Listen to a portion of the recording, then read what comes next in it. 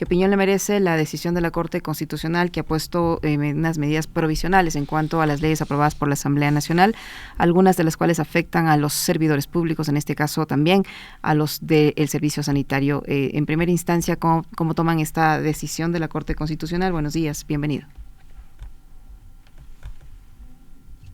Bueno, primero que aparte de disminuir el presupuesto de la salud, eh, con el poco presupuesto que existe desde hace rato, no tampoco es que tengamos lo necesario para poder trabajar en los hospitales.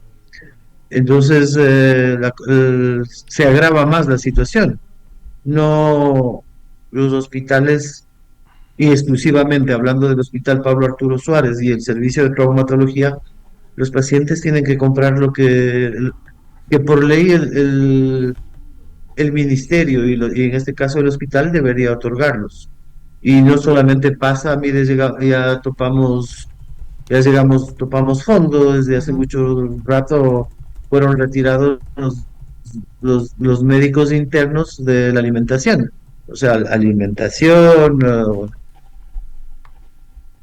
insumos, médicos, no hay personal necesario, así que sí, la cosa se complica mucho más. Ujú. ¿Cómo está, doctor? Buenos días, un gusto saludarle.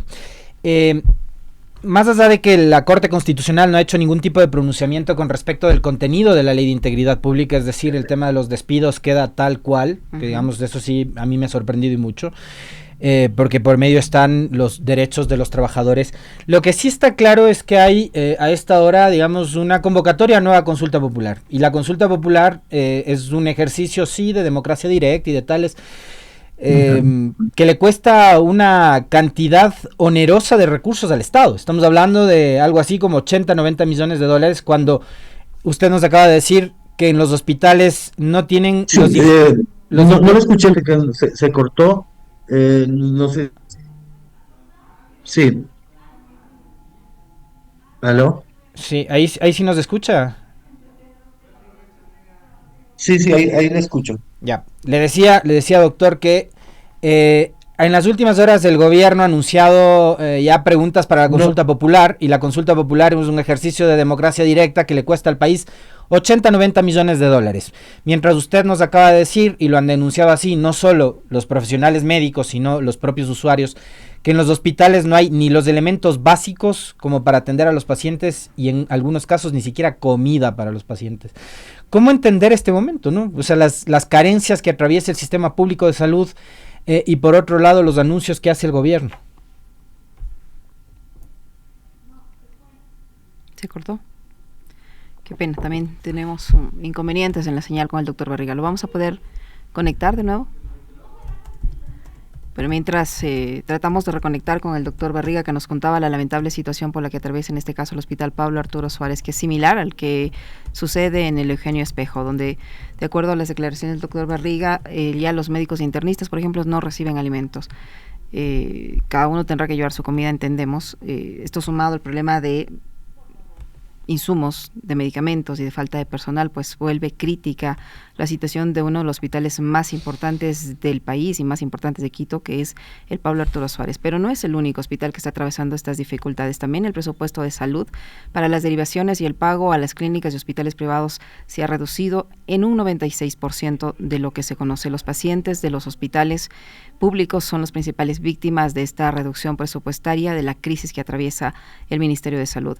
Según datos de esta cartera de Estado, al recorte que padece desde 2023, cuando el presidente Daniel Noboa asumió el poder, se extiende a casi todos los rubros que maneja la entidad.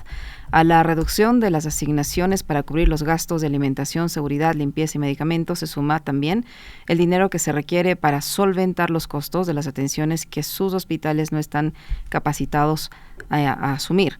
Este ministerio tiene la facultad de derivar pacientes a hospitales privados del IES cuando su capacidad operativa se desborda. Esto ocurre también ya en las clínicas privadas que no reciben oportunamente el pago y esta reducción presupuestaria.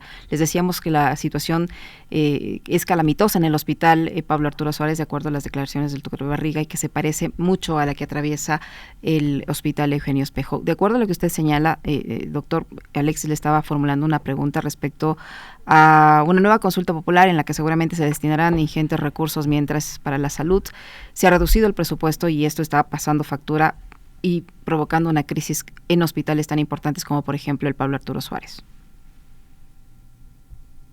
Sí, la verdad, lo que usted acaba de decir es totalmente cierto. O sea, al disminuir el presupuesto de la salud, no solamente pasa por disminuirlo, pasa por no darlo, no otorgar el dinero necesario a las respectivas, a los respectivos hospitales. Y estamos viviendo que los pacientes están comprando lo necesario. Mire, hace 15 días mi equipo de trabajo, yo hice 3 cirugías y en el posoperatorio tuve que mandar a hacerse los exámenes posoperatorios afuera. Eh, el paciente compra las cosas para las cirugías, los que pueden comprar, y cuando no lo pueden comprar, nosotros activamos la red, como usted lo mencionó, y el paciente tiene que ir a otra institución pública, pero como estamos en estas circunstancias, casi nadie lo recibe, y entonces tiene que hacerse el trámite para que vaya a instituciones privadas, que tampoco los recibe porque no les pagan. Entonces, mire, eh, aparte de tener una lista de espera muy numerosa de pacientes para operarse y que no los podemos sacar porque no hay médicos, hay médicos que se jubilaron, hay médicos que renunciaron, y esas partidas no se las puede recuperar, o sea, no tienen dinero para hacerlo. Tenemos, por ejemplo, un quirófano, eh, un salón de quirófano donde hay 5 quirófanos, otro donde hay 2, y esos quirófanos están subutilizados porque no hay personal necesario.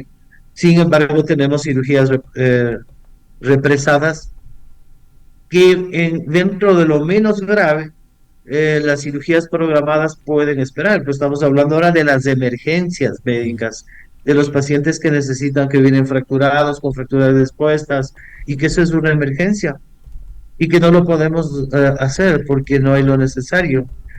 Y entonces, sí, se está complicando más de lo que ya estaba, no tenemos lo necesario y eso agrava la situación para los pacientes. En las últimas horas se han publicado notas de prensa, doctor Barriga, que dan cuenta de una grave reducción al presupuesto para la salud pública. Según datos del portal digital Lupa Media, recoge que recortes de prensa y de la Federación Médica Ecuatoriana indican que entre 2023 y 2025 el presupuesto para medicinas e insumos en el Ministerio de Salud se redujo en más de 100 millones de dólares. La Federación advierte que en algunos recortes de este rubro debería incrementarse cada año, ya que la demanda hospitalaria crece con la población. Los datos oficiales confirman que el presupuesto del sector salud se redujo en 1.249 millones de dólares entre noviembre y diciembre del 2024, datos que además han sido refrendados por el exministro José Ruales. ¿Cuánto afecta esta reducción de presupuestos para que ustedes puedan atender de manera óptima a los pacientes en los hospitales públicos? Bueno, parece que hubo cuando usted al inicio dijo de 100 millones, no son 100 millones, son 1.000 millones, digamos, 1.249 millones menos para el presupuesto de la salud. Y como le decían, el presupuesto hace algunos años era de 4.000 millones de dólares para la salud, y hoy por hoy ha disminuido cantidades editadas por eso, o sea que la salud está con 1.249 millones menos. Si con 4.000 millones teníamos problema, imagínense ahora. Y aparte no es solamente de que disminuye el presupuesto. El problema es que ni siquiera lo que deberían dar lo hacen. Por eso es que hay tanto problema en los hospitales para obtener los requerimientos para los pacientes. Uh-huh. Sí, yo le decía recorte de 100 millones de dólares exclusivamente para medicinas e insumos y en total 1.249 millones. Sí, o sea, ¿es real? Sí, ¿No cuentan con esos 100 millones de dólares ni siquiera para medicinas e insumos? La verdad no sé que esos 100 millones cómo los repartieron, pero para fines concretos los pacientes compran también los medicamentos en los hospitales. Entonces hay cosas que el hospital tiene, medicamentos que están previstos, los tenemos, pero hay otros que no existen y el paciente lo tiene que comprar. Entonces sí es problema. O sea, no, Es que, miren, nosotros no tenemos que tapar a nadie, Ujú, ni ahora, ni antes, ni lo vamos a hacer.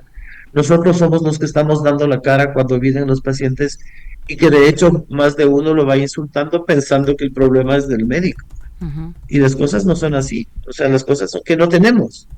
Y le decimos al paciente que no tenemos. Y le decimos que tiene que donar el material porque comprarlo está prohibido. ujú, Pero un gran porcentaje de pacientes lo hacen. Pero ¿y el resto? ujú. ¿Y el resto? Entonces, como le decía, esto no es problema del Pablo Arturo Suárez. Yo todavía sigo teniendo relación con los médicos presidentes de las asociaciones del país, porque yo hasta ahora no me han cambiado, no ha habido reuniones específicas para eso, ujú, pero yo era el presidente, o sigo siendo el presidente de la Asociación de Profesionales a nivel nacional, y tenemos los contactos necesarios para saber que no es el Pablo Arturo Suárez el que tiene problemas, son todos los hospitales, todos los hospitales. ujú. Entonces, miren, hace rato que vengo yo diciendo y sigo pensando que el sector salud debería ser declarado en emergencia vamos a suponer que nos dan el dinero, Ujú, así sean los 2.249 millones menos. Los procesos no se hacen de la noche a la mañana, Ujú, o sea, un proceso en el mejor de los casos, mes y medio, 2 meses, en el mejor de los casos. ¿Cómo vamos a adquirir rápido la medicación si no lo declaramos en emergencia para que las cosas se puedan comprar ahora, ahora? Pero si lo declaran emergencia, probablemente también tengan los hospitales el dinero necesario y se busque el mecanismo de otorgar el dinero a los hospitales. Sí, esa sería una alternativa muy importante y que la deberían tomar en cuenta para solucionar este problema, ujú. que es gravísimo. Así es. Estamos conversando con el doctor Juan Barriga, médico del Hospital Pablo Arturo Suárez, presidente de la Asociación de Profesionales de la Salud. Doctor Barriga, usted mencionaba que ya le han dicho a las autoridades la situación calamitosa por la que atraviesan todos los hospitales. En el caso específico del Pablo Arturo Suárez, lo propio hicieron los del Hospital Eugenio Espejo, solo para hablar de la capital de la República. Y el Ministerio de Salud ha sido una cartera con sus cabezas bastante inestables. ¿Qué respuesta han tenido por parte de las autoridades? ¿Qué ofrecimiento tienen al respecto? ¿Cómo vamos a enfrentar esta situación? Porque cada día, como usted dice, hay cirugías que no se hacen, gente que puede estar perdiendo la vida por esa falta de insumos o de oportunidad para que puedan ocupar esos quirófanos que están subutilizados porque no tienen médicos, porque no hay medicamentos, etcétera. Miren, yo tuve una reunión la semana pasada con una de las autoridades, directamente con el director zonal de salud. Eh, el doctor me había dicho que busquemos una alternativa de solución. Si no pone la plata, no existe alternativa de solución, la verdad. O sea, tienen que poner el dinero, porque pasa por todos los hospitales que no tienen el dinero. Y miren, eh, el servicio de traumatología, quien les habla, no soy una persona improvisada para poder adquirir lo necesario. Yo no es que me pongo a hacer los requerimientos para que me den lo necesario para el servicio de traumatología. Hablo de medicamentos, de insumos, todo lo necesario para que un servicio que tiene 50 camas no le falte lo necesario. Pero ¿qué es lo que pasa? Este pedido yo lo hice el año pasado, no lo estoy haciendo ahora.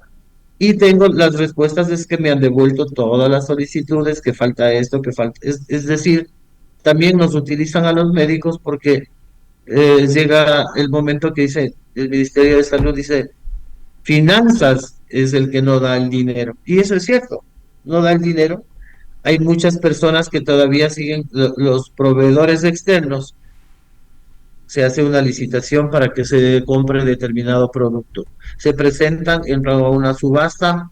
Para hacer eso yo tengo que tener un presupuesto, una certificación de fondos que sí lo tiene, pero llega a finanzas y no les pagan y las casas no quieren proveer. Le hablo de todos estoy hablando de traumatología, pero así funcionan todos los servicios. Si finanzas no otorga el dinero, podemos estar, yo he repetido no sé cuántas veces los procesos y siempre me lo devuelven. No sé cuántas veces, ¿no? Pero Ujú, he puesto primero insistido, segundo insistido, sexto insistido. Y las cosas, para fines, no tenemos. Y si las cosas van a ser por órgano regular cuando les den el dinero, Esto no va a durar siquiera 2 meses. Y hay cosas como usted dice y como yo lo mencioné. Problemas son las emergencias. ¿Cómo las solucionas si no hay con qué?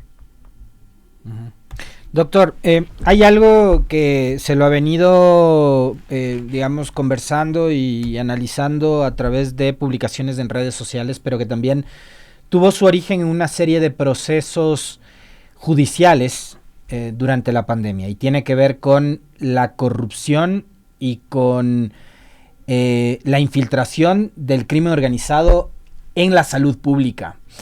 En el caso de los hospitales que usted tiene conocimiento, usted entiendo trabaja en el Pablo Arturo Suárez, hay problemas de este nivel, es decir, hay una mafia detrás de la compra y venta de medicamentos, hay una mafia detrás de la salud pública en Ecuador. Eso es un tema del que poca gente habla, sobre todo en redes sociales, que no se aborda mucho, pero que está ahí, hay un tipo que está sentenciado a 30 y pico de años porque traficaba con la salud en época de pandemia, pero nadie se atreve a, digamos, a meterse de lleno en un asunto que es preocupante, porque finalmente se trata de la salud pública, ¿no?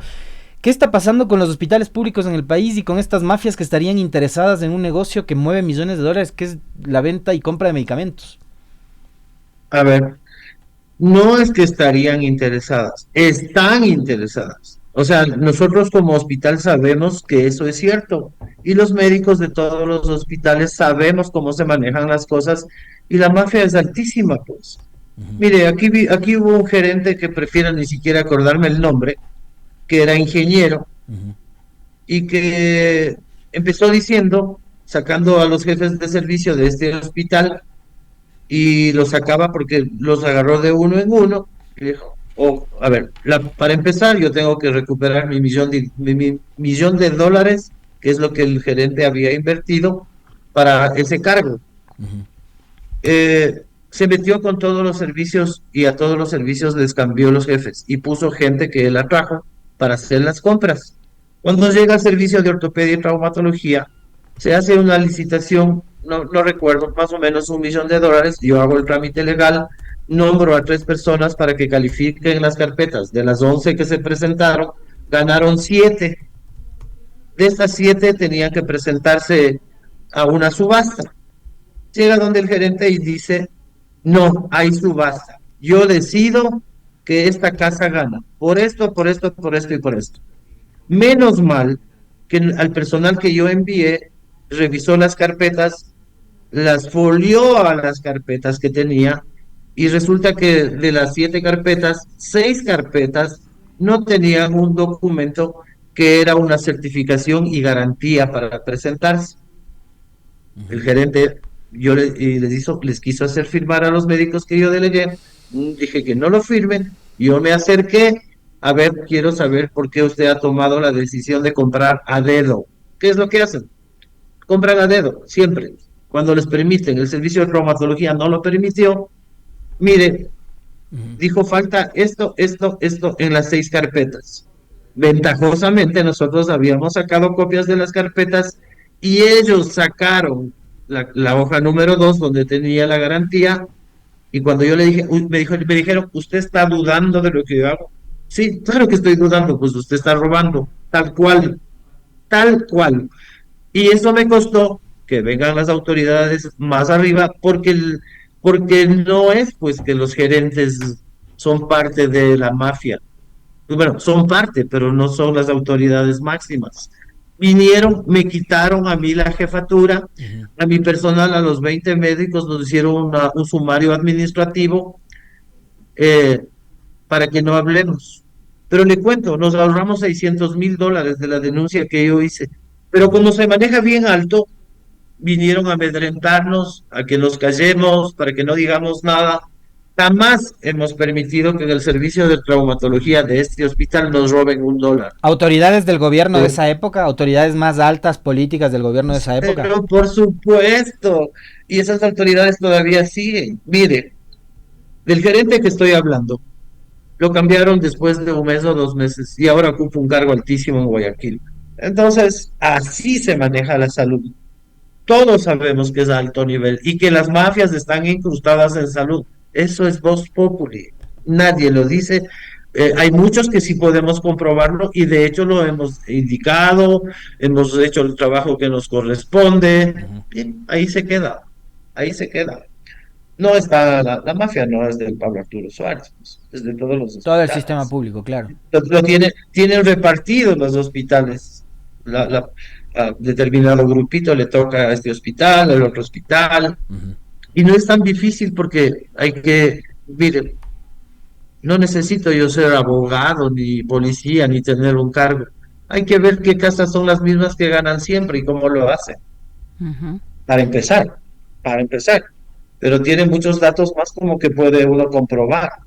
Sí, pero a nosotros, aparte de ser médicos, peleamos por los pacientes y en el buen sentido, ¿no? O sea, no es que tenemos que preocuparnos solamente cuando el paciente esté enfermo o tratamos de que las normas no lleguen a que el paciente se enferme, que también es muy bueno, y cuidamos los intereses de los pacientes y eso nos ha costado. A mí me ha costado que me echen, que me hagan el sumario administrativo, que me devuelvan la jefatura, pero somos pocos los que nos arriesgamos. Mire, yo ya me pude haber jubilado y estaría tranquilamente en mi casa y que Diosito no me castigue. No vivo del sueldo del hospital, pero vivo en este hospital. He vivido toda mi vida y no he permitido jamás que le roben un centavo al hospital y lo sigo haciendo hasta ahora. Pero hay mucha gente que no lo puede hacer porque cuida su puesto de trabajo, que de hecho hay que cuidarlo, ¿no? Hay que cuidarlo.